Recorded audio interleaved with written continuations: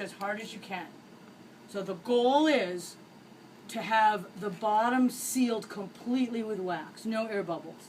If you have some air bubbles, rotate the motor around a little bit, get those air bubbles, out of the way. And the second goal is that at least 1/4 of an inch of the shaft has to be sticking through.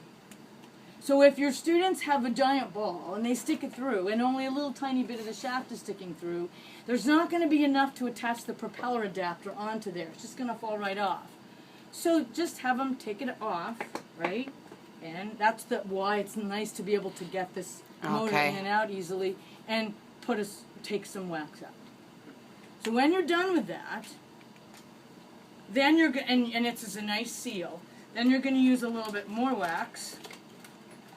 And you will realize that there's way more wax than you need. You can plumb your neighbor's toilet, toilet. You're going to put wax on the top. And imagine I had these wires in, right? I'm going to push the wires in right up until I get to the knot. I'm going to add more wax, you get the point, right?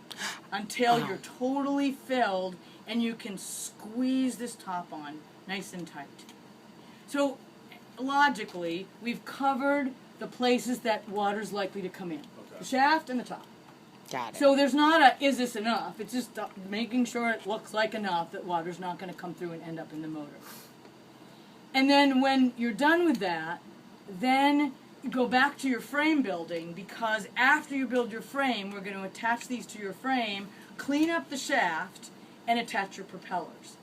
But I like to do that when your frame's already built, so that you're not like juggling the props while the super glue's trying to set up. Okay?